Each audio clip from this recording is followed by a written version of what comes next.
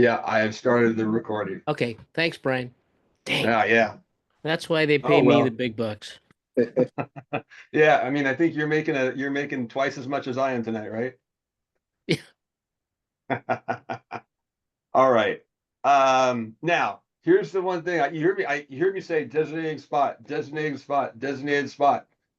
There's one scenario, and it's after a made basket when the throw-in can go anywhere along that inline, and they get to choose where they want it. And this is a scenario where you can see the thrower can run the inline. You may even see the exotic plays where someone else steps out of bounds, they throw it to them, and then that person steps in bounds, right? Key thing is they still only have 5 seconds to complete all that. But especially at the youth level, you'll have some coach who saw this play in a game on the weekend and immediately puts it in, and he doesn't know it's only after a made basket, and he called the timeout. He set up the play. He thought it was going to be the game winner, and you get to deliver the bad news and said, "No, coach, that was a designated spot throw, and you can't do that kind of stuff." So the one scenario is after a made basket, because you guys all know, you've watched enough basketball. You know that after a made basket, the thrower can run the inline.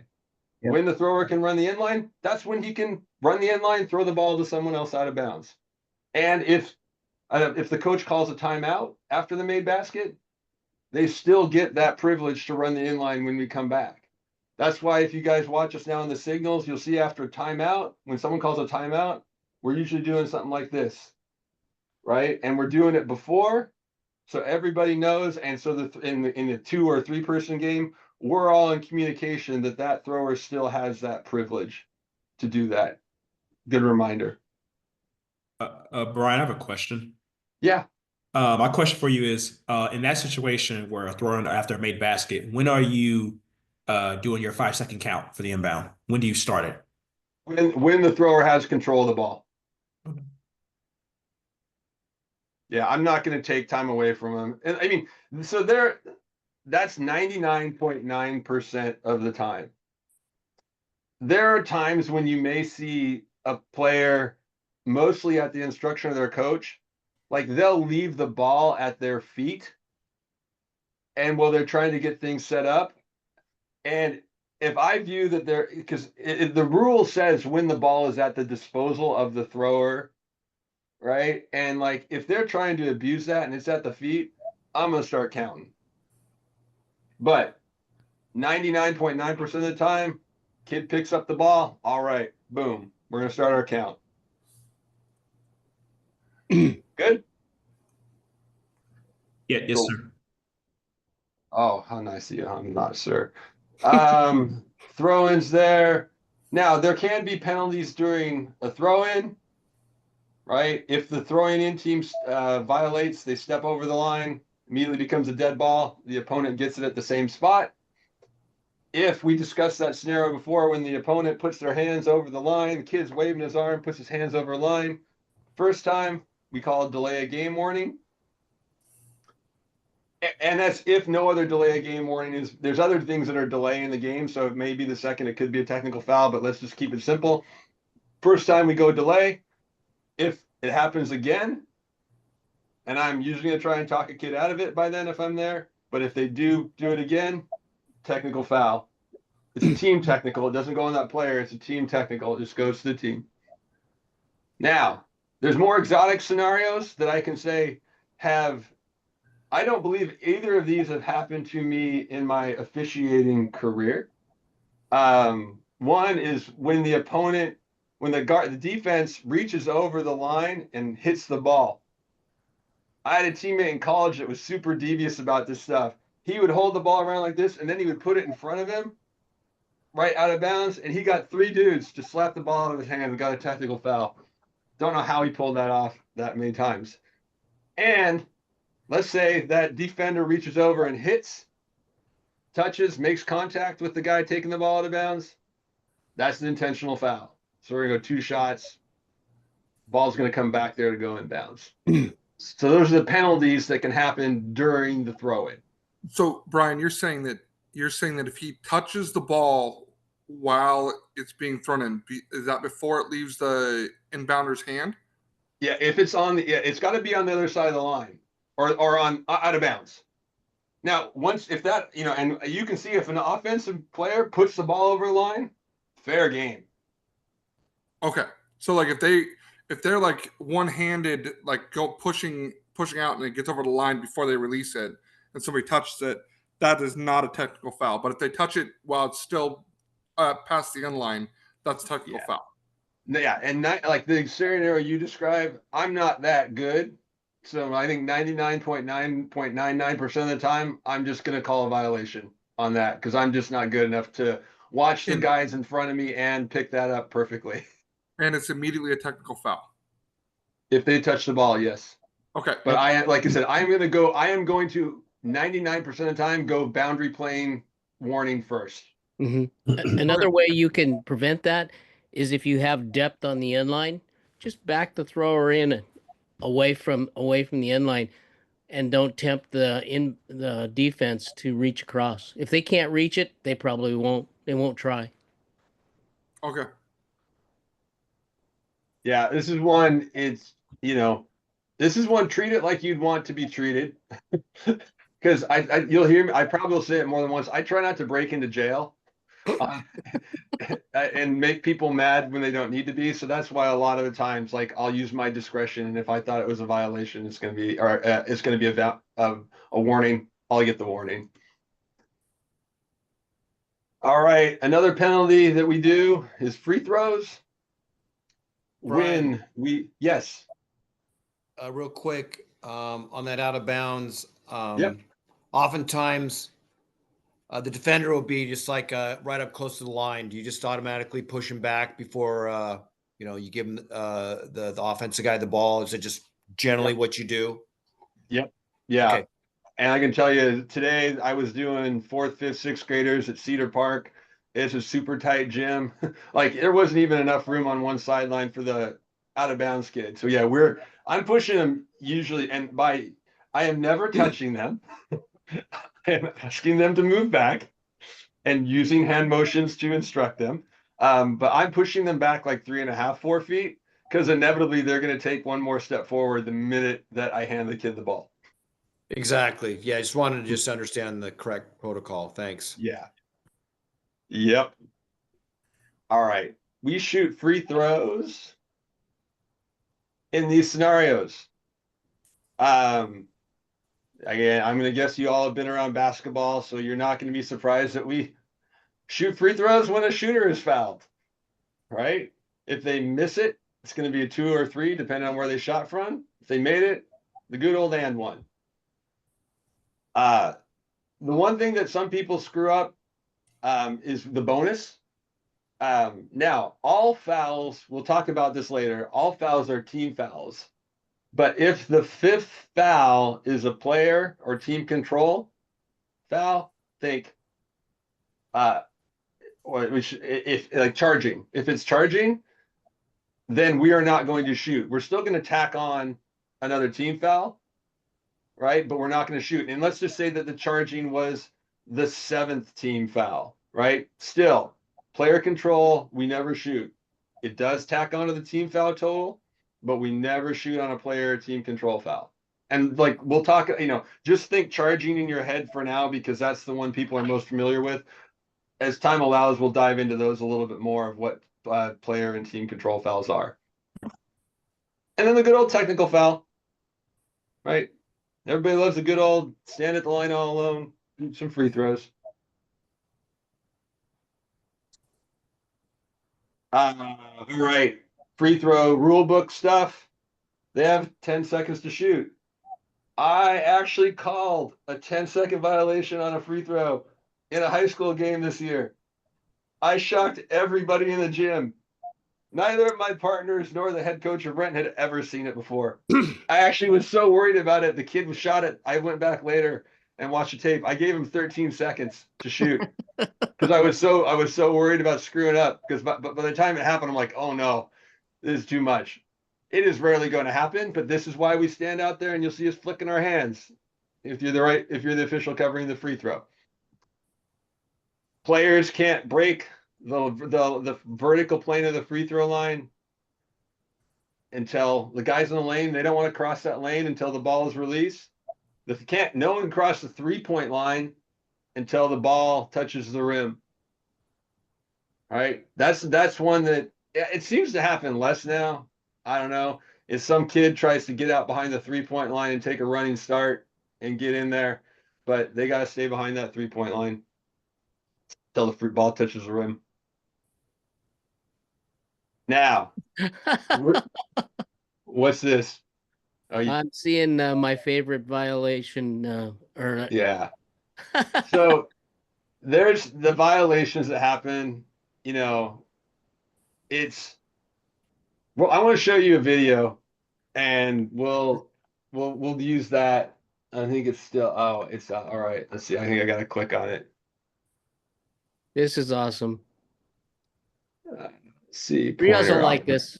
Riaz will like this. I should have sent it to you, Riaz. I feel bad that I didn't, because yeah, you'll dig this stuff. All right, come on. All right, can you see? Can you see a game on there? There we right go. now? Yep. All right. So this game was last Wednesday, Metro League playoff game.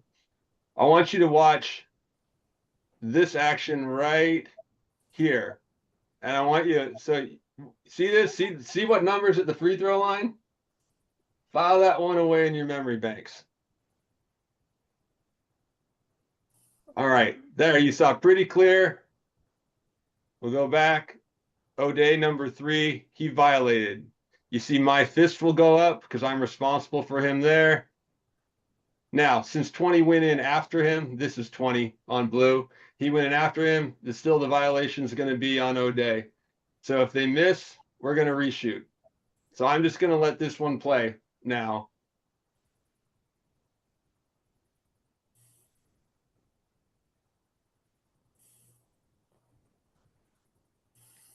So it is a simple play. But what happens here?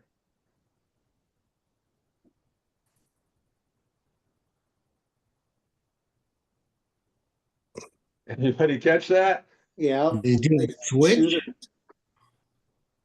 Yep, Yep. they switched. tried to switch. Yeah.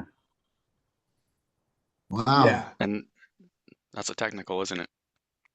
So this is Riaz. So we applied a technical to this play. I was adamant that it was a technical foul. In part because number 20 had done other unsporting acts during the game that we had not penalized. But post game, so it turns out later in the game, 20 gets his second technical foul of the game and is ejected. And once the prep coach realized what happened, he was arguing with us that we misadjudicated the application of the technical foul that I called. He wanted us. He believed it should be a team technical foul. We put it off till the end of the game. We got in the locker room and immediately went to the rule book. And if you read, so the rule does include should or may include acts such as, but it covers a free throw that says the wrong free throw shooter like attempts. That would be an easy technical foul. So he never attempted it. Yeah. But that act was, in my opinion, was still unsporting, and I took it. If I was wrong, then Metro would have overturned it, but I was going to wear it because that to me is an unsporting act. But So fun play. Would the recommendation be there if they do that, let them attempt it and then call the technical? No, Just call this the is a really weird one, and I mean I should stop blabbing. And Riaz and Mike have much more experience here. It's my 90% of the time, this has never like happened like this, because you saw like how devious I feel they were. But like you can usually talk kids out of stupid stuff, and that's what I recommend first. Usually that sort of thing will happen after a timeout. I can't They believe call a timeout during the free throw. during the first They're three. bringing- they're That's bringing when the that'll top up. happen. So, but if you can assume that it's after a timeout, then you can assume their coach told them to do it, correct? Most likely, possibly. So why would you not tee up their coach then? Okay, so I think here's the one thing. There's one phrase that runs through my head as we're talking about all these scenarios. Be preventative, not prohibitive. So, timeout. Hey, 22's the shooter. Let's go. Line it up. Let's go. Okay, because also the coach is testing you too. Right? So in that situation, yes, we know what's happening. There's a lot of gamesmanship that goes on in a game, right? Trevor, you've seen it. Yep. And so you just be preventative in that situation. Get the right shooter. Another way to do it is when he steps up to the line, just say, "Do you really want to do this?" Just ask So, him straight out, "Do you really want to do this?" Michael, are you suggesting that you would give them the chance to correct it before calling the technical? Yeah, because no one knows the rule, and you want to. It's like backing that that thrower in up off the line and not tempting the person to cross the end line on a throw in. It's preventative officiating, and the game goes a lot smoother when you don't call funky stuff, and that, believe me, that's funky. It Yeah. was. Yeah. And part of the reason we went forward with it was, I don't know if the audio comes through on this, but you literally hear most of the O'Day section see this happen and react. Right? You even see an O'Day player is going like this. But like, look, all I really showed you that was because I wanted you to see a violation, because I am like, I think I mentioned at the start, like, read your rule book. I can read like 10 pages at a time before I fall asleep. It is a real battle for me. Like, but video clicks for me, so I'm gonna try and bring up videos because you can see it and you're like, oh yeah, that's what the words in the rule book say, because it's just super confusing to me, and it's really tiny print, and I'm old. There you are. Points. So points are another penalty. The only time that happens is after goaltending or basket interference. I'm going to bet that for your first year of officiating, you're probably not going to encounter this at all, right? So that's the only reason I mentioned it. Goaltending and basket interference are the only time we award points. We don't arbitrarily award points because we think it's the right thing to do in a scenario. Basket interference and goaltending. Now, just for future reference, when this does come your way or when you're watching a game, most people in the gym don't know that high school rules are different than college and the NBA. Like, it doesn't have anything to do with the backboard. It has to do with where the ball is. And if I'm trying to block a layup and I slap the backboard, that is okay. Right? If I jump up and slap the other side of the backboard, that's a technical foul. Yeah. Right? But and just know that in high school, once you get there, you're going to have these things happen. You actually, in a fair amount of good eighth grade AAU games, you're probably going to have a kid that can do this. But everybody in the gym, they're going to throw up their arms. They're going to yell. They're going to react. And you're just going to stay cool and just move on, because nothing happened other than a kid trying to block shot. It might have made some noise. Good enough? Don't want to spend a lot of time here because, like I said, of all this stuff we're going to cram in your head, this is not a first year thing. Is Most of the grabbing time. the net counting as basket interference? What's that? Depends on what happens. Only if the rim affects the shot. So like so the rule book states that if like the rule is, correct me if I'm wrong, but the rule book states like if the rim is bouncing when the ball gets there, then it is. No, hang on. No, we're getting. It's a rule change this year. They've allowed a few more things than they have in the past this year. Rios, you Yeah. got that? Yep. So if the ball is in the cylinder, okay, and you grab the net, yes, you got basket interference. But if you slightly touch the net, but the ball still goes through, you have to wait and see. So it's it depends is probably the best answer there. Yeah, but so Riaz, if it ricochets, then that would be like I don't know what you want to call it. If you pull it down and it bounces back, then that's gonna be basket. Yes, Oh, that's obvious. right. That's obvious. Yes, that's the other one. I think with the rule change this year, it is more obvious when it happens. Yeah. You get to spend less cycles trying to decide if you really think it affected the shot. Yeah, because we even before we would still do that. We would ignore some of it, and we were supposed to call it every time somebody touched the net. Literally, when the ball was in the cylinder. So yes, so you will see it. Does that semi answer your question? Yes. A lot of judgment we get to apply.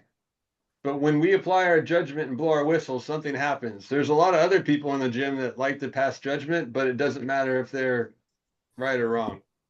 So judgment is key. And that's another one is, very rarely is another official going to question your judgment. Right? They might try to understand what happened, but our judgment is our judgment. If we misapply a rule, we misapply a rule, but our judgment is our judgment. Okay, another penalty, team fouls. I'm imagining you're all familiar with it. If you're lucky in a gym with a good scoreboard, those numbers are going to usually be down here. Key thing to remember, any foul racks up the team foul count. All the fouls. Add a team foul. Cool. Now, when we get 5 team fouls and every foul in the quarter thereafter, there's going to be 2 shots. And we'll talk school ball. We're going to say 2 shots. Here it's going to be 2 shots. It resets every quarter, except overtime is just an extension of the 4th quarter. So if a team was in the bonus in the 4th quarter and they go into overtime, they're still in the bonus. If they have 4 fouls in the 4th quarter and they get their 5th in overtime, it's the bonus, right? This rule is also in the 2nd year, I think. Yes. So most people are getting on board, but you will do some rec leagues and tournaments, especially those that are halves. And often, most of the time, they will continue with the 1-and-1 at the 7th foul with a double bonus at the 10th. And it resets at halftime. But we're just seeing more people now that they've seen the high school game, they're phasing that out and they're just going to running clock quarters instead of running clock halves. But most time just think two shots for every foul, 5th foul of the quarter after. Well, except if one of those is a player or team control foul. But team fouls are the penalty. Or when you get a foul, it's another penalty for a team foul. And then we can get disqualified, and also ejected. There's a difference. Disqualification, it happens when a player receives 5 fouls, any combination of personal and technical fouls. They are going to stay on the bench. Okay? They do not have to leave the gym. They stay on the bench. Now, an ejection happens usually for 2 technical fouls, right? Or they can get a flagrant foul, or anytime people fight, it's an ejection. Again, players and bench personnel, they remain on the bench. If a head coach is ejected, they will leave the visible area of the court. I can tell you that my only 3 ejections in my broad 5-year career have happened in the last 3 weeks.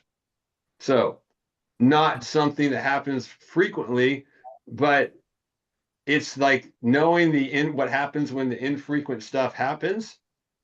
You're just going to be a stud, right? Because a lot of these things you get reps. Like traveling, it gets easy with reps. Double dribble, there's not a lot of reps. Over and back, fewer reps. Ejection, I've had very few reps until this year. What'd you boot him for? The coaches all of them were for second technical ejections. So 2 technicals. Yeah. So that's direct and indirect technical. If I give a technical to the assistant coach, that is indirect to the head coach. What are the other indirects? I meant to put a slide and my brain is farting. The other one is after a disqualified player. Ah, So you Bench have personnel. a player that's disqualified, gets their 5th foul. You notify the coach. As the kid's walking off, he tells you how much he loves you. That's Hey, another question on that free throw one. Did you give a technical to both players, or just No. the one who can shoot it? Just a 20. Okay. I think dunking in pregame is an indirect to the coach. and not This- anymore. not this Not year. anymore. Oh, it's a team tech. It's a Yeah. it's Yeah. a bench technical, I think. So a Yeah. team technical. That's what I was asking. So a team technical is not an indirect technical then. Correct. They Right, took it right. away so that they changed that so that the coach wouldn't have to sit during the game. Just a quick story on that. When it was an indirect to the coach, there was a team many years ago that hated their coach. Oh yes. They hated their coach in college. The first 3 players came out and dunked the ball. I believe it was the last game of the season. Yeah, and so the coach was gone before it even before warm-ups literally started. Hopefully they were seniors. Yes. Or they were transferring. Their Or they name were was already in the portal. No, they didn't have a portal at that point. So yeah, they were probably seniors. All right. All right. Hopefully we're good with penalties. We've recorded most of this, so that stuff will be made available to you on that stuff. But that's that's what you're going to spend a lot of time doing is we call the violation or foul. What do we do next? So let's hammer through the violations. Like this one, like especially if you guys have covered it, just say like move on, because a lot of this stuff you end up talking about when you're talking about Rule 4 on the definitions. But we'll go through some violations. So what happens? Ball becomes dead once the whistle is blown. I don't know if you guys have covered live ball, dead ball yet, but not this yet. is one of okay. You will when we cover live ball, dead ball, you will understand why.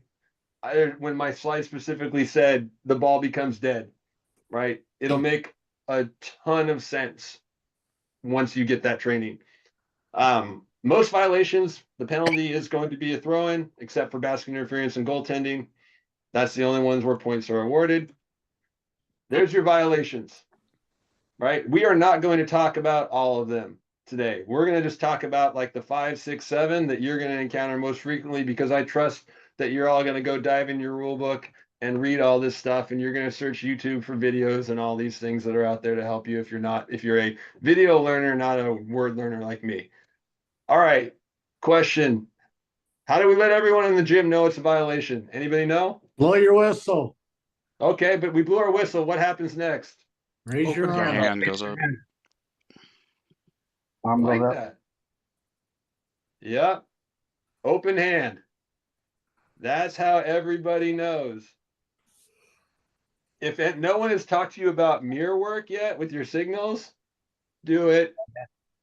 Yep. You'd be surprised that once the games have a little bit of pressure, how easy it is your hand does weird things, especially when it's a foul and you maybe put up a violation. But anyway, open hand. Now you guys know the code. Anytime open hand, it's going to be a violation. When your partner does that, you can all usually your brain can start thinking, okay, what's going to happen next? Where should I go? What are we doing?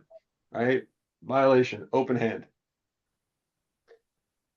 I want to talk to you guys about the frequently called violations and the ones that people don't understand. I think I might have started talking about some of the ones people don't understand. So these are the ones that in a youth gym cause an uproar because people don't understand. Out of bounds, that's rule book stuff, right? Here's the one that I like in the rule book. A player is out of bounds when he or she touches the floor or any object other than a player per person on outside of a boundary, right? So you get these tight gyms, player touches the wall while they touch the ball, out of bounds. Even if everything else is inbounds, they touch the wall, they're out of bounds. That is going to come up. Let's see, we want to talk about it in the backboard. The front, top, sides, and bottom of the backboard are all in play. People don't understand that, but you do. But the ball cannot legally go over the backboard from either directions. No one can do the Larry Bird shot, and I'm sorry, I'm dating myself, where he would go behind the hoop and shoot it up over the backboard, and it would be a work of beauty. The ball can't go over the backboard either way, back to front, front to back. Once it goes over, tweet, tweet, out of bounds. The back of the backboard is also out of bounds. So you got that kid driving baseline, and he gets stuck and hucks it out. Nope, hits the back of the backboard, out of bounds. Right?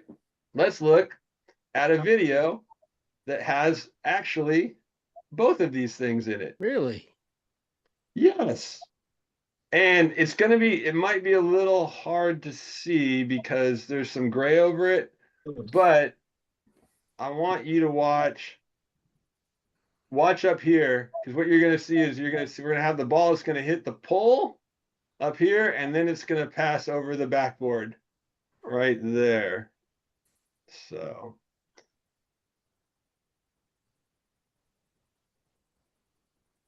boop, boop, hits the pole, hits that, goes back over.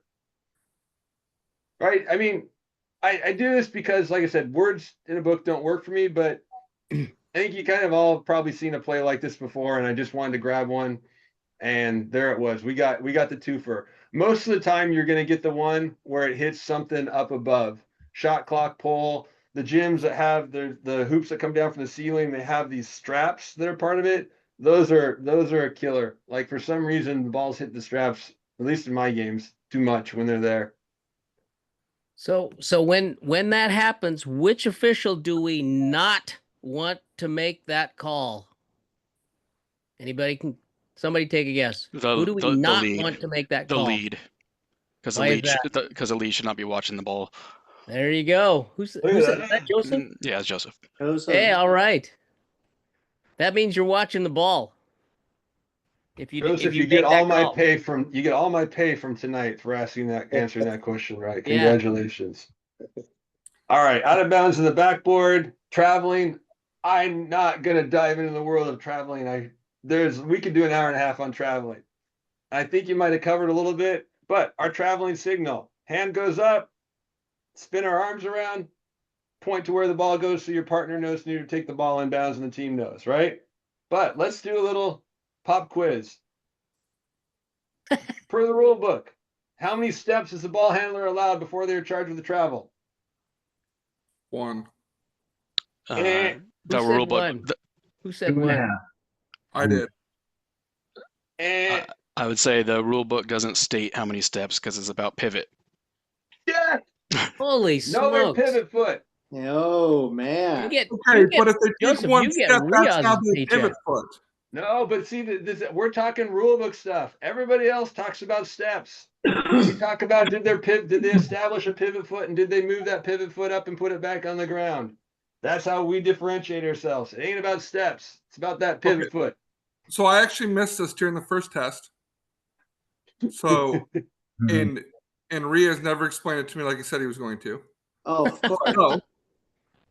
So for clarification, if they lift their pivot foot to shoot or pass, that is not a travel. That is correct. Correct. How is it when they go to dribble then? Because they have to dribble before they move their pivot foot. Well, then you would have to shoot or pass before you do the same thing. No, because their pivot foot is down and it's sliding, and that's what you'll see first.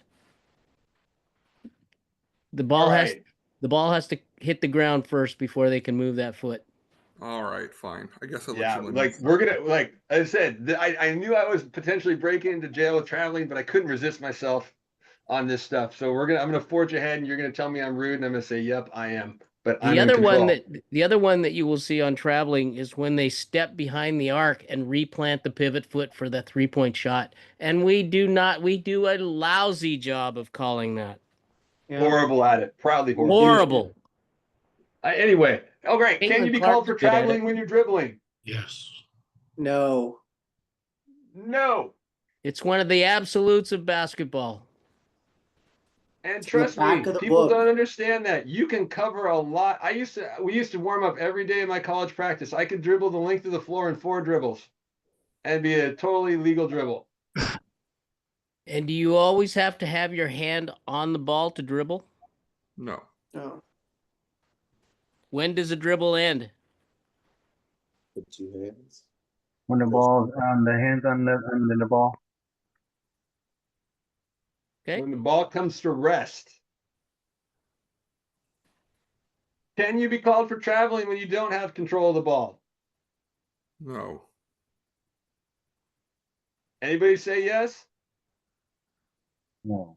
Good. Oh. No, yes. This is one that screws up a lot of people in youth games. Kids bounce, the ball goes, and all of a sudden he makes a funky dribble, especially in a 4th grade game, and it bounces up and it hits his hand and it goes here and goes down. Everything that happened during that bobble, it's not a travel.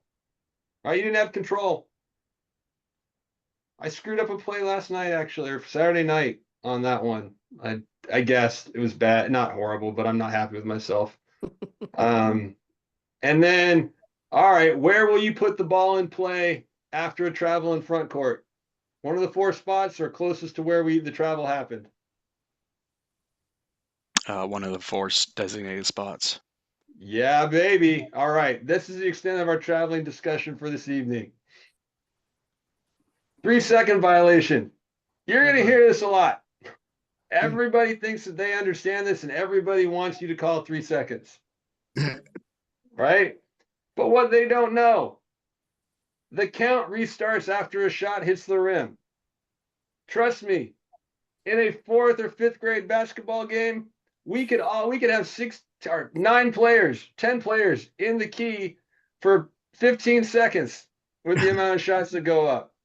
All right, but once that shot hits the rim, everything restarts. There's also no count when the ball is in backcourt or during the throw-in. So that big kid that posts up in the middle of the key but doesn't get the ball, and everybody's like, well, he was in there for 4 seconds during the throw-in, now he's there. No.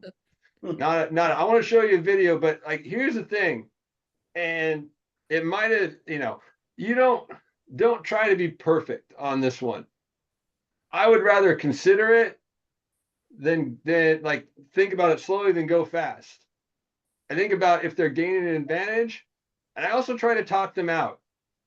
Key, 23, get out of the key. Right? We can help them. This call upsets the flow of the game. But so just like know that stuff. Like, I'll show you a video of it's actually, we're gonna call a travel on the play, but I want to just show you so you can see a player that's in the key. You're gonna see a player that's gonna be in the key for more than 3 seconds, but it's totally legal. And it's gonna be this player right here, white 3.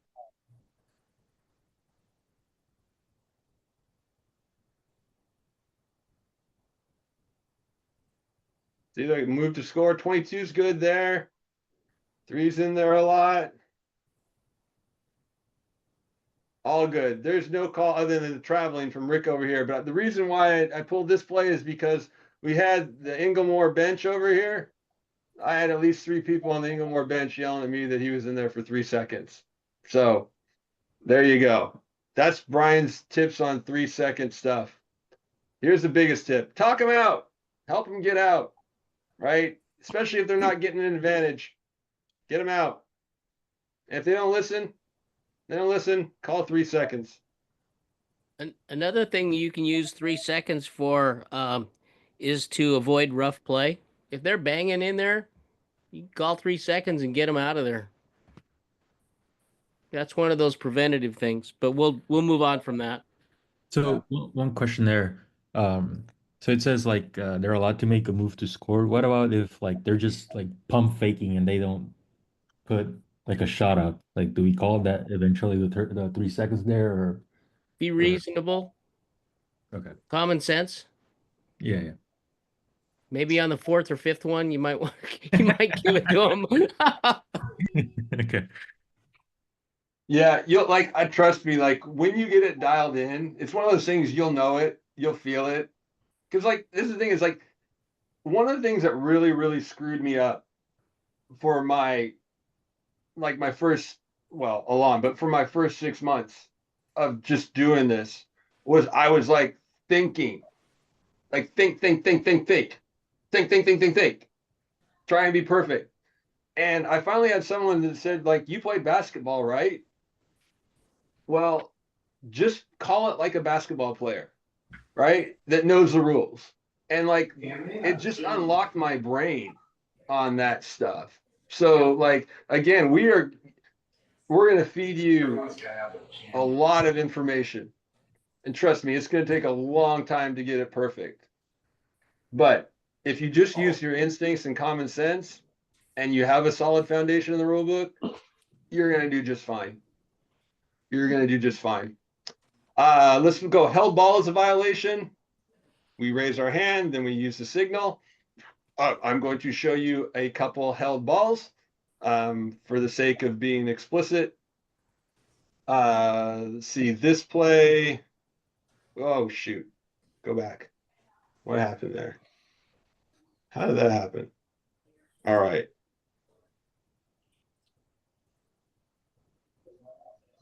Held ball is going to happen right here. I know 24 is involved, and if that's 2, he's going to be there. There's Eddie, always working. Exactly right.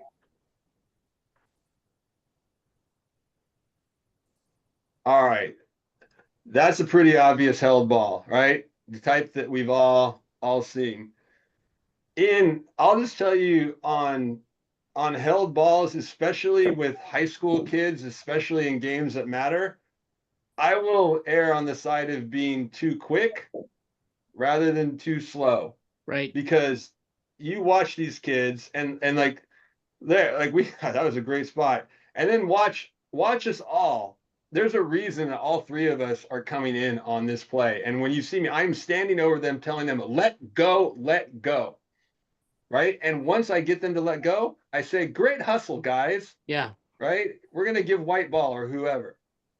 But we need them to stop because this kid, he is strong. Like, he is a strong kid. But watch the motion. Look at him. No one is letting go. Right? We're going to protect everybody. This is when Mike talked about, or Rios meant preventative, right? That's key, is preventative right there. Because at the end of the day, like, this game is better with those kids in it. Right? So I want to make sure that I can do my best for them to stay in the game. And they're teenage boys in this case at the end of the day. And the research shows that their brains aren't fully wired at that point to the part that makes decisions, smart decisions. All right, I got to pull one over here. This is the less common one that happens. It is on a shot. Let's see. Yeah, we'll go back. Yeah, okay. See that? The kid that goes right there, the red. Well, yeah, we'll get it here. The red's that one right there. See him come in, held ball. He prevented an airborne shooter from releasing the ball. I think that's almost textbook what it says in the rule book. That is another example of a held ball. Cool, held balls. We've seen them. So a held ball is not a change of possession then? Nope. Because he controlled the ball. It's what? He tied up the ball. The shooter was not able to get the ball off. That's why it's a held ball. So then it goes, if that's the case, alternating possession arrow. It goes to AP arrow. Okay, so it's the same as a jump ball, but it's not called the same. Yeah, no, people call it jump ball, but the rule is held ball. It's held ball. That's another way where you know, I don't want to say get respect, right? But it's a held ball. Like, jump balls don't exist anymore, right? So why not? You have a choice. Use those words. That's my opinion. I'm nerdy on that stuff. So like, if you say jump ball and you're working with me, I'll know what you're saying. I'll move on. I'm not going to bug you about it. That's all.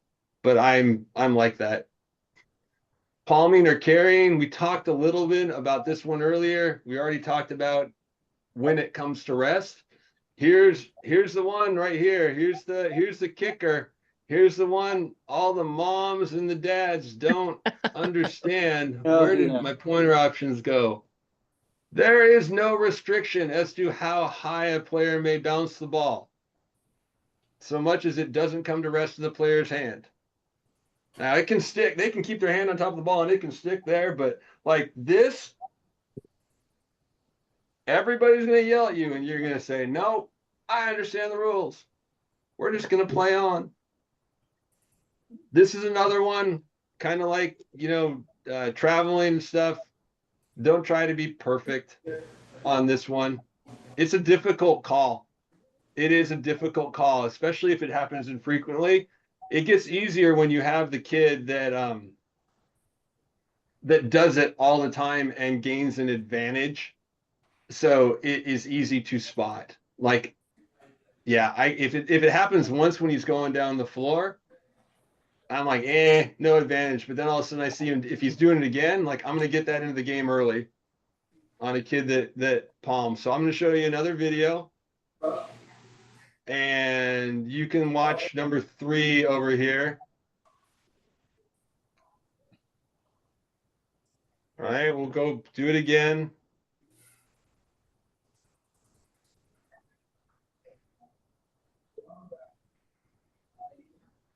No whistle on that play. These two guys, they've both done the state tournament in the past 3 years, right? I clipped that at the time because I thought it was one that I probably should have at least had the carry on the second one, right? But there's judgment. The other thing is you can also notice on this one is no one in the gym reacts. And probably the only other reason I know this one is because this is Yoav, and Yoav carries the ball all the time. I had him like 4 times this year and got him at least once a game. Not got him, that's rude. I called a carrying violation on him.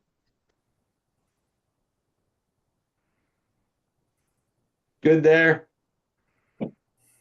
Okay, well, I mean, like I said there, we talked about that stuff.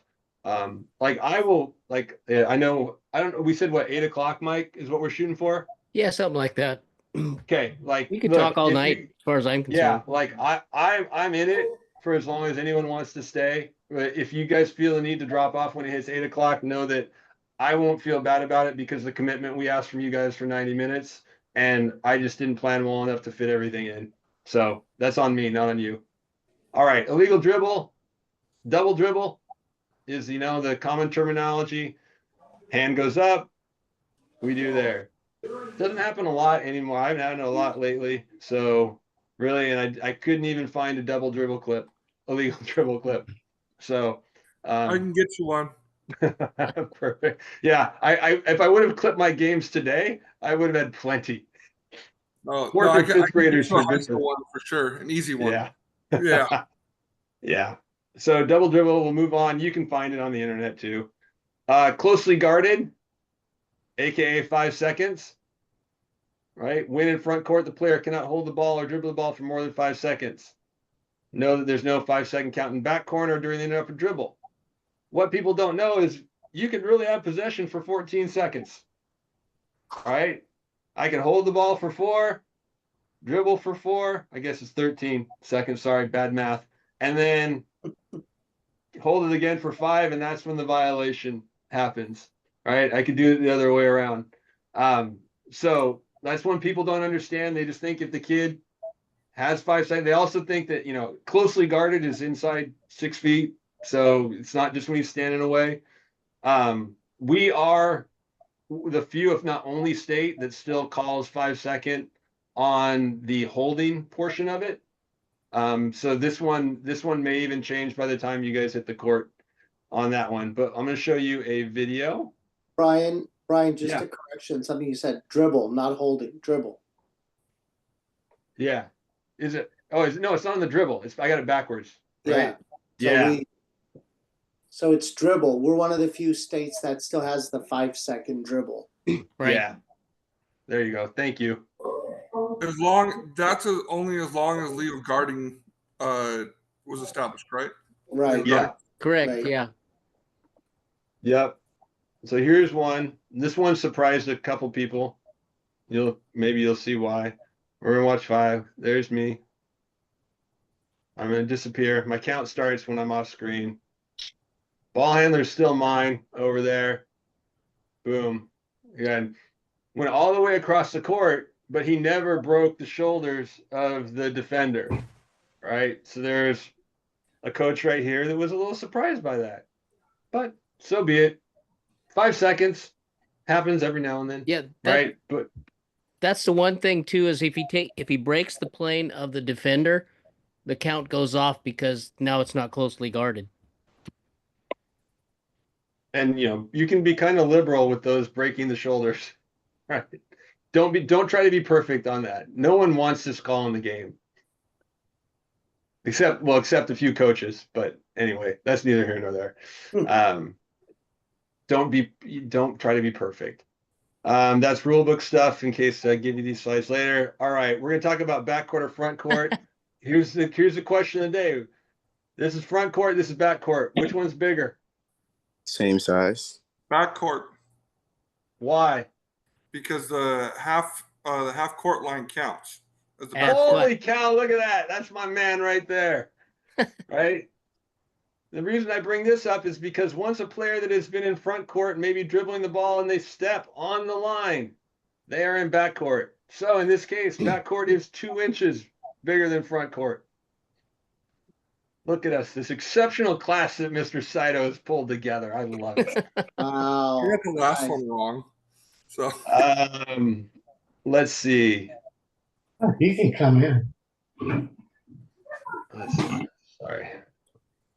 Where's my mouse? Sorry, I've been having some computer problems here. My mouse disappeared, so go there.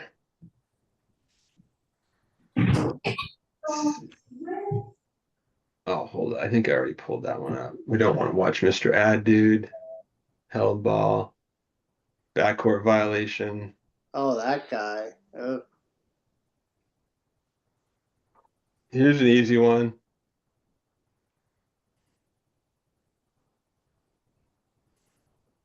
All right, there's your most common backcourt violation right there. All right, so he stopped it there. Where are we going to take the ball out of bounds? That's going to be on the inline. We have inline, and we have 28, and we have 28 spot. It'll be on the inline because it's in the key. Or look at that. There you go. Let's see if there's another interesting one in here. Airborne player. This one confused. This is the one that gets everybody. So this ball's in play, right? 23 or the blue, sorry. He caught the ball, jumped from front court to back court.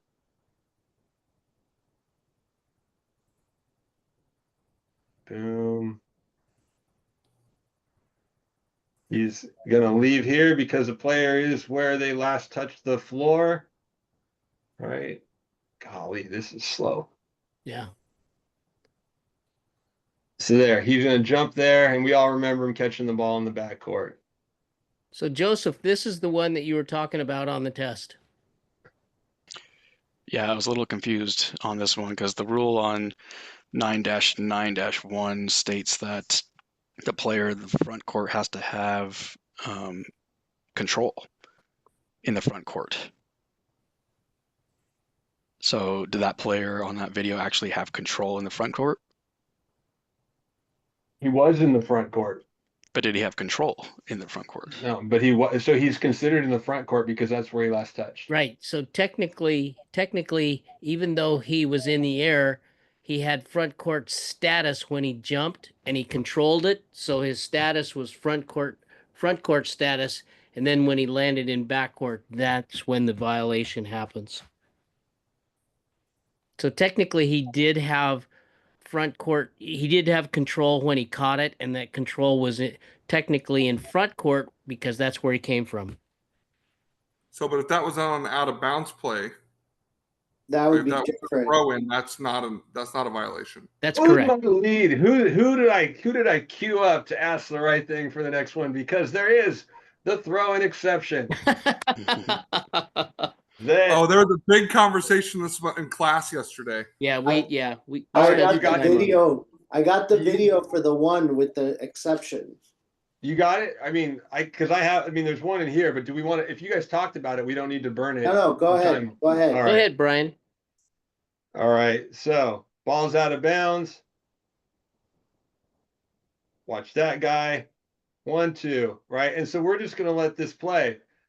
But what happened is he was never fully in control of the ball when he was in front court. So what the rule says is he can jump from front court and land in back court with one or both feet, and it doesn't matter in what order. Yeah. This is an area where you are going to be exceptional because you know this rule. And you are going to keep your cool when everybody in the gym is freaking out. And you're going to be standing right here, and the coach is going to be yelling in the empty gym on a Sunday, and you're going to say, "No control, coach," and we're going to move on. And he's going to say, "Huh?" And you're going to, by the time he remembers it again, everybody will have moved on. But that's where we distinguish ourselves. Like when we nail that stuff that happens infrequently, but we know the rules. Backcourt kicking or fisting. Have you guys talked about this one, Mike? Kicking, No, really. we haven't talked about fisting or All right. kicking. So fisting rarely happens. Rarely. So let's just talk about a kick. Can I talk about fisting the ball? Yeah, do it, boss. All right. I'll get this queued up while you talk. Where you All right. do that. So it is a violation to make contact with the ball with a closed fist. In my career, I've called it 4 times now. I just had it happen in a game. I think it was a couple of weeks ago. Player was trying to prevent the ball from going out of bounds, and he closed his fist and hit it back to his teammate. So it is a violation. Mm-hmm. And when you call it, people are going to be like, "What?" And someone looked at me and said, "You had a big smile on your face when you called it." Because I was happy I didn't flinch or mess it up. Is there a hand signal for fisting, or do you just call it? Violation. So violation, right? Whistle, what? Fisted the ball. Like, this is not an approved signal. But you can just say, just like the throw-in violation, when you move from your spot, it's not a travel, it's just a throw-in violation. So that's why it's important to verbalize. Yeah. I struggled enough. I called it once this year for the first time, and when I yelled fisting, I couldn't help but laugh a little bit. All right. So the thing about kicking is it's intent, right? Like I stick my foot out to kick it. Like a ball hitting my leg is not kicking. That confuses people. But we'll see here. This one's going to be a good kick because you'll see the kid stick his foot out. This guy right here. All right, watch that. Boom. Foot gets stuck out to kick the ball. He prevented the pass from getting to the offensive guy. That's the kick right there. But what I wanted to do is here's another one. Like you really want to be cool here, because like you can't contact the ball with your legs. Watch this one. Watch this kid right here. Come on.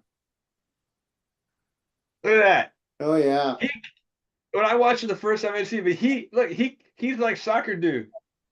I thought it was inadvertent, but he literally kicks the ball. Look at that. Look at that. Kicks the ball up. Oh. Yeah. Yeah. So that's like bonus points on that one, on that kind of stuff. And I don't remember if there was another good one. I think in this one the kid he takes control. He sticks the ball between, like he's on the ground and he clamps the ball between his legs to prevent other people from getting it. But it's really hard to see on the video. That one, I've had that happen once as well. So kicking, fisting, another one. Here's the one. Go ahead. Yeah, so the other one is when you have a loose ball on the floor and they're trying to tie it up, you'll see a player use their foot to bring it to their hands. Yes. You see that a lot now. And the one Brian you mentioned was where you just clamp it between your knees. You're starting to see more and more of that too. So that was a good point. And I bring this one up. Actually, my partner called it today, amazingly enough. I personally never called it, but I bring this one up because I received this clip from a community college coach from his daughter's game. And he said, "Is this a thing?" And I got a video, right? So we're going to see an actual elbow, swinging of the elbows violation. It's like seeing an elephant on a safari. Watch there right here. We'll do it again. So now you know who to watch, but watch her elbows, the way they swing faster than her body does. She makes no contact. Right? You've never, hold on. You're saying you've never called that before? I haven't had it come on. I'm fortunate. You'll see in the next play that I get the real contact. Here's what I love. Right there. There's Scott. You get right there, the Woodinville coach, right? He's a good coach. He gets right down. He's like, "Tyler, is that a thing?" Right? It doesn't happen that often on the violation. To me, I could be wrong. Like maybe I just am bad at it, which is possible. But so that was a violation. So just so we know what the difference between the violation and the foul is, I got a good one. Oh. There we go. Yeah. Oh. Boom. There's Riaz. There's me. Yep, that's one. And then just another good one because it was in my clip library. And this is, I'm talking foul stuff. I'm not talking violation stuff now. I'm just showing you the difference. Watch this kid right here. It's going to be on the, oh, ew. What happened to the video there? All right. I don't know what's wrong with the video. This one probably, yeah. Oh, yeah. Anyway, well, maybe if we do it again. He whacked the kid really good.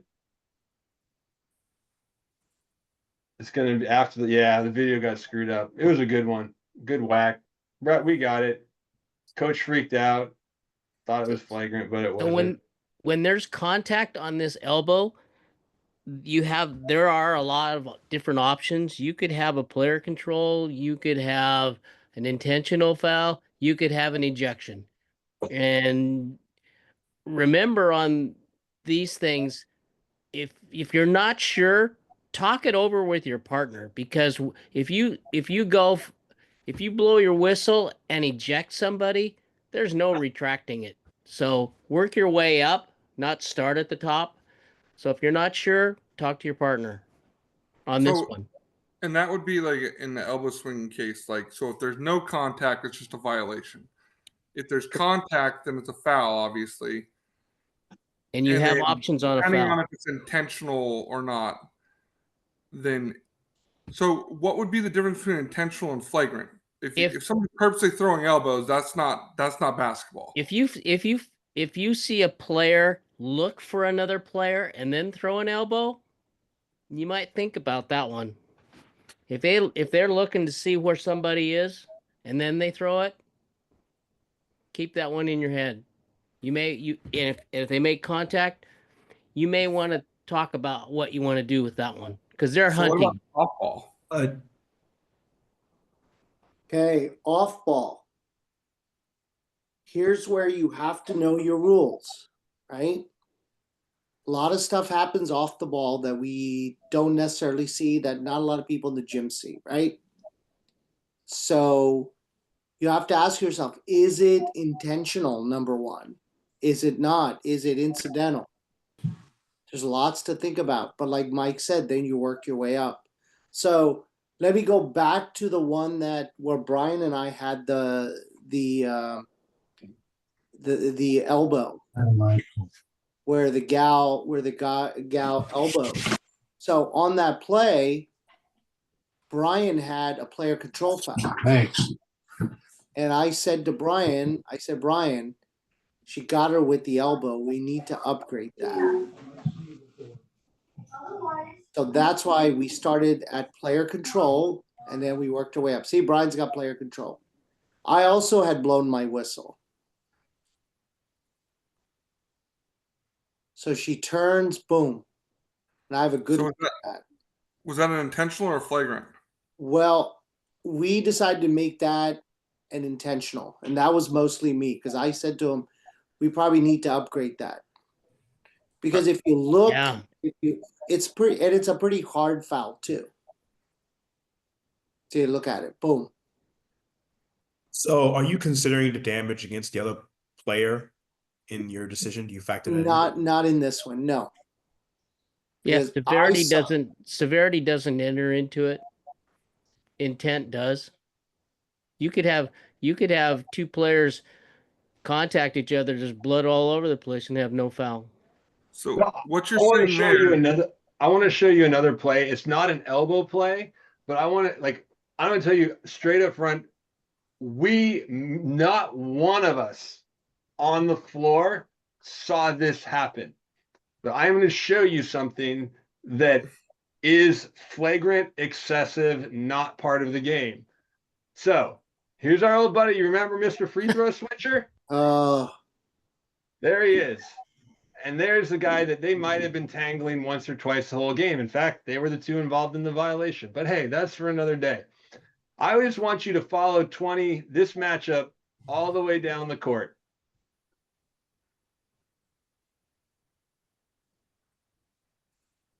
Oh, See that?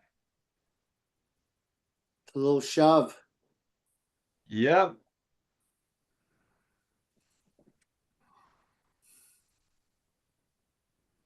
Okay. I had a game with number 20 involved earlier in the season. Now I know why the technicals happened. Because he was a pain in the butt. Oh, yes. And he talks and he complains. And it's okay to talk, it's okay to complain, but he's downright disrespectful at times. Yep. Yeah, it's funny. We pre-gamed Jonathan, our crew chief. He had him before, and he said the key thing about him is when his game isn't going his way, he starts doing sneaky shit. And you might, I don't know if I played the play, but that's a shot he missed. He wasn't happy with it, and that's where it started, right there. That was a game where we had two very good teams, Prep and O'Day, right? Playing for seeding in the Metro tournament. We tried to let them play. And they could not handle that responsibility. So basically at about 5:48 in the second quarter, a lot more whistles happened. And one team understood that and the other one did not. And it made for a long night of a lot of free throws. Yep. But anyway, I guess I just showed that because that's a flagrant act, right? And kind of it when you see it sometimes. But that was not, nothing involved in the play, shove in transition. None of us called it. Yeah, we weren't happy that we missed that. So I guess my one off ball, right? The question I'm asking off ball, you see it a lot down on the post, right? When they're battling and all of a sudden somebody just throws an elbow right in somebody's chest. Right? Right. When you see that happen off ball, it's obviously intentional, right? They purposely threw an elbow into somebody's chest, they're throwing it back behind them, right? How are you calling that? Let me ask you a question. Is that a basketball play? No. Who can call that? If you've got two officials on the floor or three officials on the floor and it's in the paint, who can call that? Anybody. Anybody. It's a non-basketball play. If you see it, get it. Right, but is it intentional or is it flagrant? See, it depends. It depends. It depends. He could be reacting to a push, and and he throws his elbow, but it's still a foul. Yeah. Maybe, and we try to get the first foul so we don't have to get the retaliation. That's another one of our big premises, or in my pregame, get the first foul, not the retaliation. But if you miss it and you see something, you're gonna have to get it, because you don't want that escalating. Exactly. Okay. Yeah. And then it's like a huge. judgment call. You got to judge where, like, was it super intent? Like, did they do it with the intention to hurt? Was it like an intentional, like, just get off me? Yeah. Again, it Yep. depends. Okay. Could be a player, could be an intentional, could be a flagrant. Okay. All right. So we're at 8. If anybody has to go, we are 8 o'clock. So again, no offense. I'll try to move more quickly. You guys all nailed the one before. Foul, fist. That's how we let everyone know, including our partners. These are the types of fouls. Read your rule books. But here's the thing. Ball has to be live to have that be a personal foul. When you get to live ball, dead ball, just remember this, because this one is an important differentiator when there is contact when the ball is dead. But we'll save that one for your next training on there. So these things are all fouls. These are all fouls that are in your rule book. You can find them. Those words. These are not fouls. Yes. And these are the most common fouls called by parents at the game.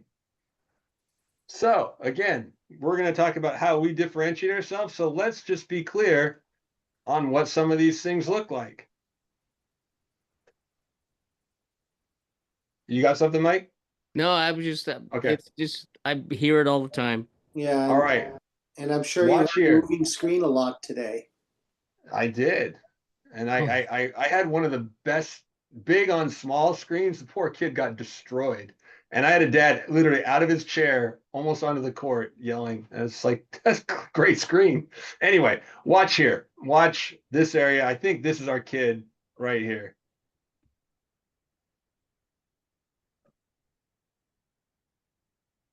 Right? Oh, yeah. Oh yeah. Yeah. I do a shitty job of, sorry if you don't like me swearing. I do a poor job of reporting this, so I'm going to end that there so Rios can't hold something else over my head. But the call I'm making is a push. Right? It is not over the back. It is a push because he displaced the defender or the guy on white. Now, if we really want to have the fun, we could watch this play 5 times, and there are different arguments for different calls on that play, but not today. This is about getting you armed and ready to get to those youth gyms on that stuff, right? So here's another one. Reaching in. Oh, here, before we go on over the back, you can't tell because I'm sitting down. I'm 6'7" tall. It's not a penalty for me to be taller than a guy and put my hands over and take the ball from him. Not a penalty. Remember that. You can be taller. It's not against the rules. All right. Got a short guy here, huh? Yeah, reaching in. Also not a foul. When we have a reach where there is contact that's not incidental, we call a hit. This play should happen right around here on 4, on 3, bang, hit, right? Hit. It's easy. You guys see these things all the time, but don't say reaching in. That's actually one thing that if I'm with you, I'll probably correct because it drives me nuts. Moving screen. I couldn't grab a moving screen video because they didn't tape my 4th grade game today. But the key thing to remember this, and just now, you'll see people. Let's see if you can do that. You'll see screens. Can you see my legs? I don't know. Like you can see people that set screens like this, right? If someone runs around it and doesn't make contact with their leg, there is no foul. There's only a foul for an illegal screen if they make contact with outside their body. So that's another thing people like to yell about. So if you really want to be smart, tell the kids to run into the legs of the guy who has them outside. But I would never say that in a game. All contact is not a foul.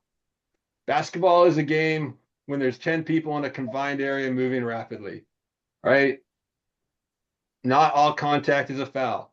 And just remember, when you're doing these youth games, most parents are only looking at their child when they are on the floor. And they are very protective of their child when they get touched, brushed, breathed upon, or anything like that. Those things are not fouls. You are the determiner of the fouls because you've been entrusted with a whistle, and things happen when you blow your whistle. All right, so let's look at a collision. I deemed there was no foul on this play right here.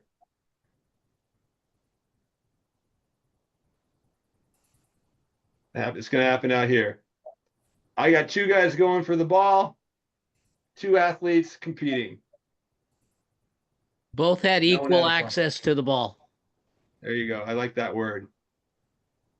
So here's something else to keep in mind if as you look at this play. Does one player are they head and shoulders past the other person? Not really. Yeah. We have to slow it down to see it, right? And we don't have that luxury.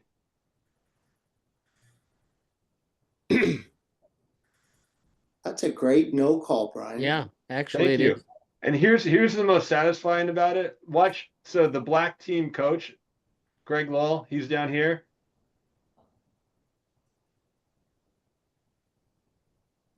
No reaction. No, yeah. Yeah. Right. Wow. If anybody's going to be react, it's going to be that head coach. If anything, just to try and get a call. Oh, here's the thing. You can't trust coaches. I love coaches. Most of them are fun, but we can't trust them because they have a bias. Right. I love coaches, but I can't trust them. Here's one. I don't remember this play. Oh, there we go. Oh yeah. That's more than a collision. It's gonna happen out here.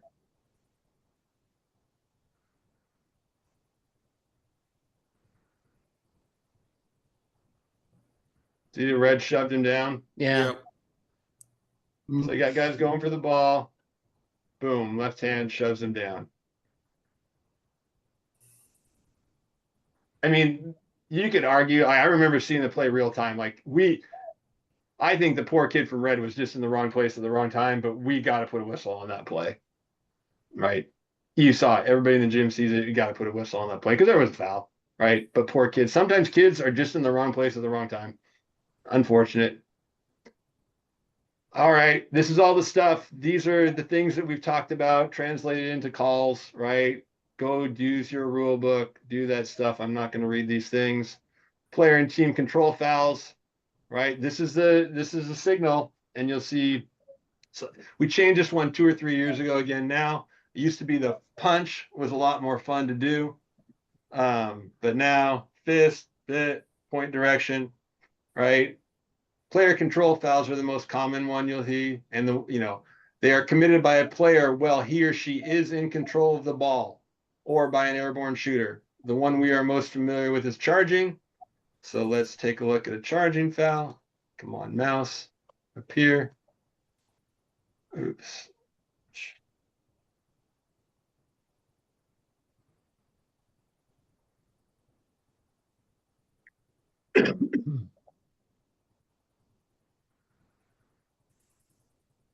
Official right there. He actually, I didn't notice that. He used the old signal. Oh, this was in a game last year. So it's gonna happen here. 12-13. Boom, charge going the other way. You guys have seen charges before, basketball. The other one is team control.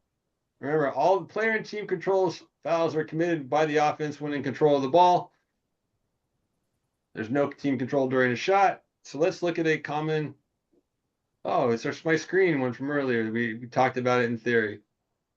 It's going to happen right down here. 3 is going to be the guy that sets an illegal screen. Boom, extends the elbow out.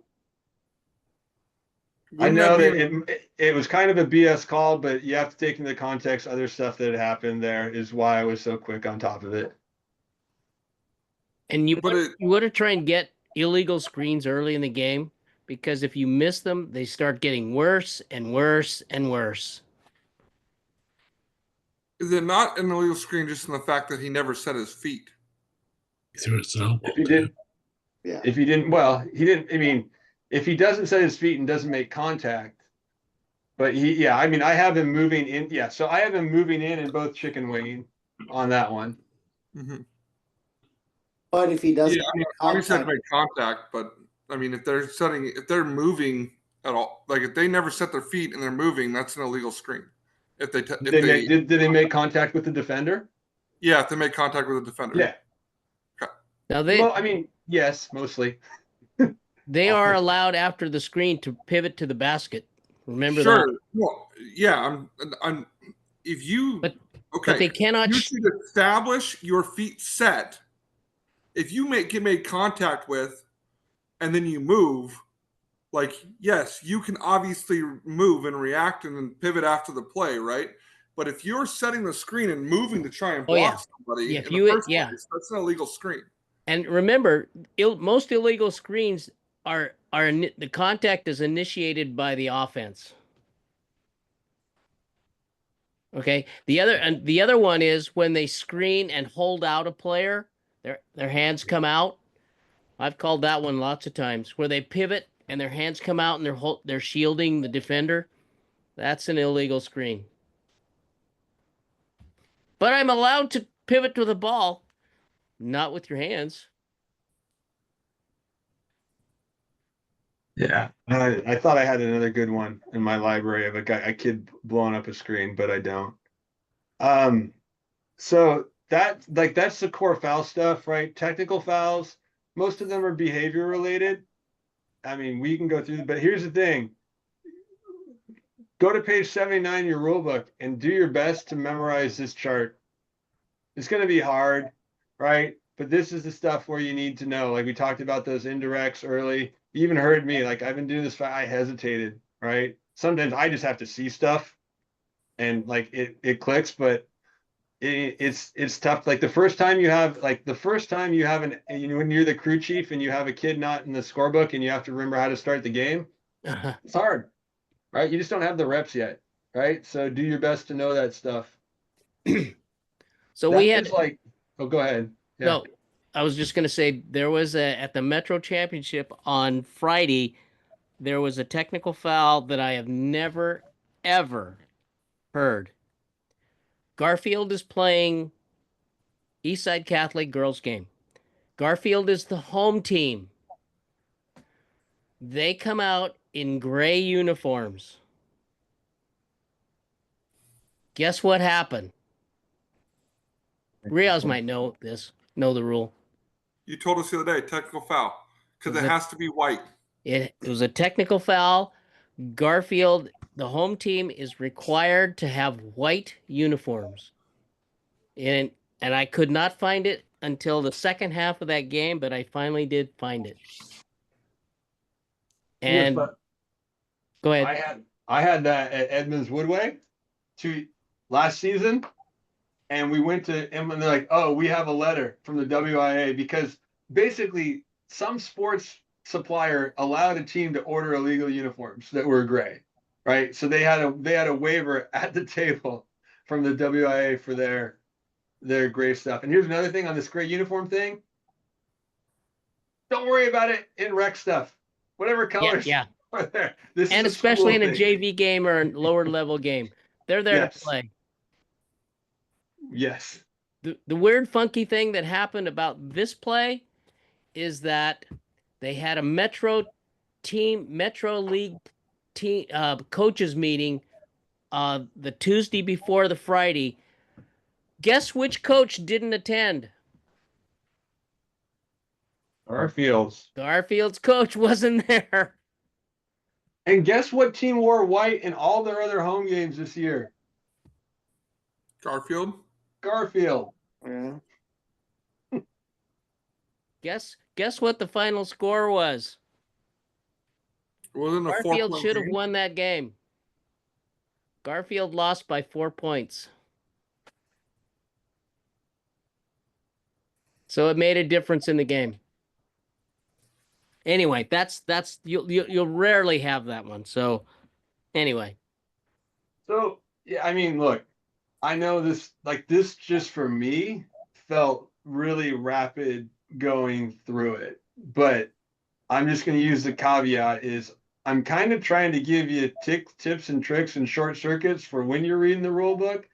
That hopefully this will trigger something in your head, because you know, this is where we differentiate ourselves. But this is just at the end of the day, right? Go back to old Greg Nixon. It's pretty simple. Blow your whistle on violations and penalties. Did I miss anything you wanted me to cover, Mr. Saito? No, you got it. You got it. You Cool. nailed it.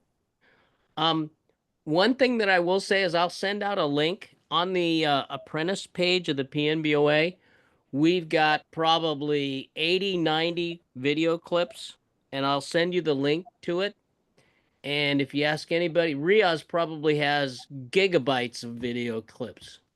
And so, but we have some on the Apprentice website, and I will send that link out so you can start watching some plays. And some of them don't have explanations. If they don't, get in your rule book. That's where you learn. You see something, you don't understand it, get in your rule book. That's how you get smarter. Who is that guy? I know. I actually look halfway decent there, but look. Here's the deal. Like, I'll put it up here just so you can see it. I'm battling out. Like, don't hesitate to contact me. Like, I'm happy to be a resource for y'all. Like, if you're gonna put the effort in, I'm happy to put effort into you. I want you to have a good experience, and I want you to feel comfortable out there. And if you want, ooh, I misspelled that. And if you want to like do this stuff, like, you know, there's people on this call that invested a lot of time on me, so I have a fair amount of time to pay back to other folks. On this slide, what's odd? What's not in high school on this slide? Yeah. There's what is it? What's it called? Restricted area? The restricted arc. Restricted arc. Okay. And No, God it's help us. area. God help us if they put it in high school. I'll quit. Dude, you should. Because this was my hardest. Like, I'm in my first college scrimmage, I screwed this one up, and the Bellevue coach told me. The And he only was time right. I called it in college was after the visiting coach said, "Hey, wasn't that a restricted arc play?" I go, "Shit, you're right."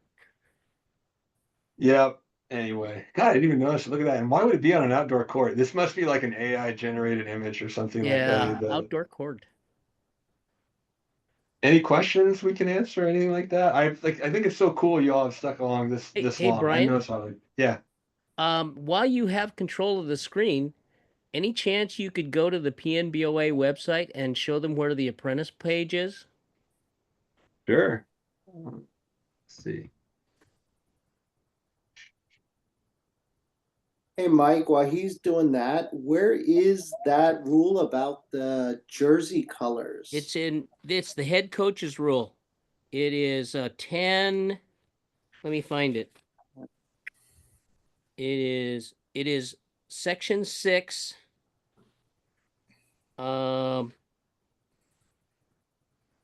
It's section 6, article 4, but the rule about white jerseys is in 3 section rule 3, section 4, article 1C.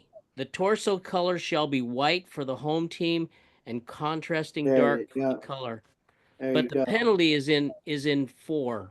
The coach shall not permit a team to participate while wearing an illegal uniform. That's what Lloyd put down on his technical foul report. And if Lloyd calls it, it's a rule. Yeah. If you guys hate the rule book, right? I don't know if you can see this. Rules by topic. This is, sorry about the blur, but this is a really cool book that helped me a ton. Yeah. Because like basically, you know, to call a foul and do the things, you're like, I combine rule 4 with 9 and 10, you know, and all this stuff. And it basically says, here's what traveling is, and walks you through all the stuff related to traveling within one chapter versus having to spin back and forth between your rule book. So if you find yourself struggling with your rule book, yeah, it's not a bad one to pick up. And what's it called again? Is a lot bigger. Rules by High school top. basketball rules by topic. Okay. Very handy. Go ahead, Brian. I'm sorry. No, I'm done. Like it should be on the Oh. screen. You can see this here. Yeah. Yeah, click on that training hub. See that where it says training hub? And then go to what is the training material? Oh, video library. I'm sorry. In there are probably almost 100 video clips in there. There's some good stuff. I'll start sending more out this week.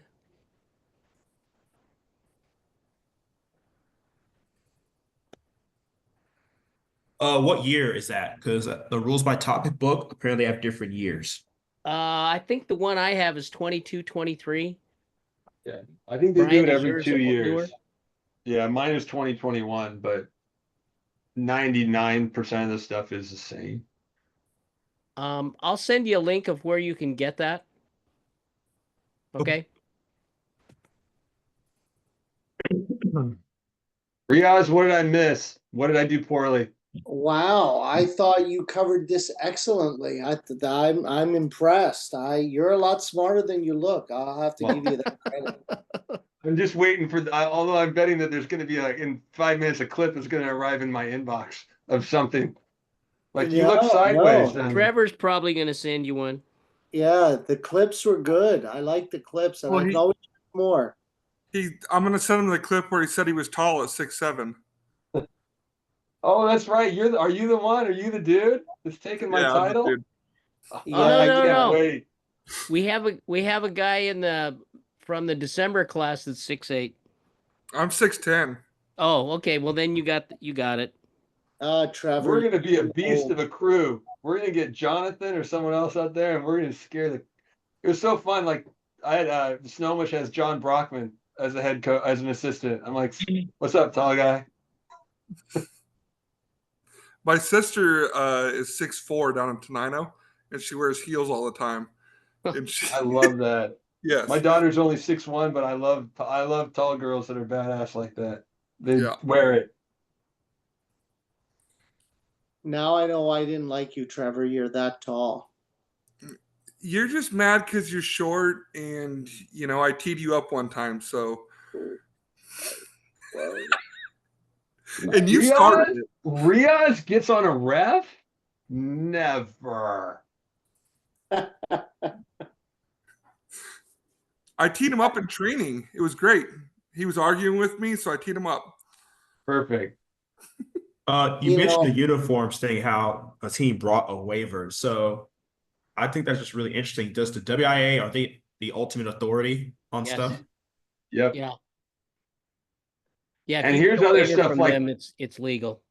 Yeah, and there's stuff that's in our swim lane, right? And that one, that is right. It's in the rule book. We either have to enforce it or not.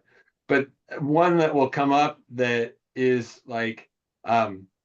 players can only play a certain amount of quarters in a day, like between varsity and JV, right? Yeah. And it's come up this year where coaches said, hey, that kid played 3 quarters in the JV game and he's now played 2 quarters in the varsity game, and now that's illegal. And it's like, talk to your league. Yeah, I don't keep track of where kids are played, and that ain't in the NFHS rule book. So I love you, but not in my job description. Yeah, we had a game where a gal wore something around her neck for concussions. Oh. And now, here's the thing. I'm working with 2 very, very experienced officials. I see it. I'm thinking she's got it here like it's some type of a elastic headband or something in warm-ups. So we come out, she still has it on her neck. And I asked the coach, and she said it's to prevent concussions because of the blood. And she says, we have a waiver. We're in the middle of a game. Do I ask for the waiver at that point? No, actually, Yeah. I don't. Oh, If they say they have a waiver, you take it as gospel. Right. Now, the thing is, being a medical person, it actually made sense what she had on. Because most concussions and most head injuries happen when they fall backward. And in the back, the area around, I can't remember the lobe of all the medical people not to know. And then the head twists a little bit, and that's where the blood pools. You can have a bleed in the back. And so it actually made sense. So you'll run into all kinds of stuff. I do have a question. I assume it's allowed. I mean, it might be pretty obvious, but I didn't see it in the rule book. Religious-based garments for players wearing it on the court. Allowed. Okay. Yep. Allowed. Yep. And the one thing about medical bracelets, you'll see people with like medical alert things.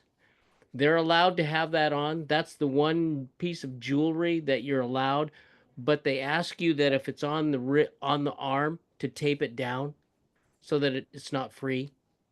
If it's on, if it's, if they have it around their neck, just keep it under a jersey type of thing. But yeah, that's allowed, especially religious stuff. And yeah, you just don't want to go there with that. I was broke into jail this year. I still don't think it's true. The kid was wearing an earring and he said it was religious. Oh yeah. And he said, I'm like, I have never, like, I've worked with a fair amount of people in your religion, and I have never, ever, ever, ever heard that. And then there was a part of me that says I'm smarter than that. And then there's a part of me that says I don't need my life to be any more complex. So he taped it, and I called my assigner and let him know, and we moved on because I don't need any more complexity in my life on this stuff. I wasn't going to die on that hill. I still think I'm right. The other thing you will see a lot up North Creek and some of the other schools like East Lake and Mercer Island and all that, Mount Si, is you'll see a lot of the Indian kids have like string tied around their wrist. And that's all religious, a lot of it. They just have to tape it, and a lot of them know it. And you'll see that more and more when you work rec league games. Just have them tape it. Because that's not supposed to come off. Anybody else? Is there someone who will always like have tape that you could use for that? They should. They should. If there isn't, what should we do? Just have them tape it up. No, if there isn't tape. If they don't have tape. Boy. See, again, because it's religious, I don't think you have an option at that point. Yeah, I don't feel comfortable getting in a line of fire like that. Yeah, I'm with you. I really don't. But you're gonna make them take it off. So I'd rather be wrong and just say okay. For religious reasons, let them play. Yeah. If it's just straight jewelry, we're not allowed. But by rule, we can't tell them to take it off. But here's the difference: the rule book doesn't allow them to play with it on. We can't tell them to take it off. They just can't play with it in. Okay. So you present it as, do you want to play or do you not want to play? Because if you want to play, we can't let you play with it in. But anything, if they like say this is for my religion, you just can't do anything about it. Yeah, if they go there, I wouldn't mess with it. Yeah. Even if you're a religious scholar, don't go there. Don't go there. No. So it's basically that's their get out of jail free card. They can just say religion. But a lot of kids aren't that smart. And don't let them if they admit that it's jewelry and they say, "Well, I just put it in," it's not gonna close up in an hour. I guarantee you. Hmm. They just can't play with it in. Okay? Okay. Anybody else?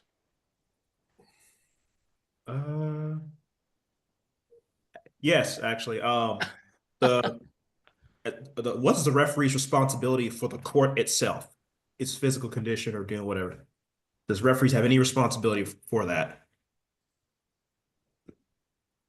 Can I answer that? Yeah. So one time I walked into a game, the JV game was going on, and there was a cone right around where the division line is and the sideline is, but it was on the court while the game was going on. And I asked, why is there a cone on the court?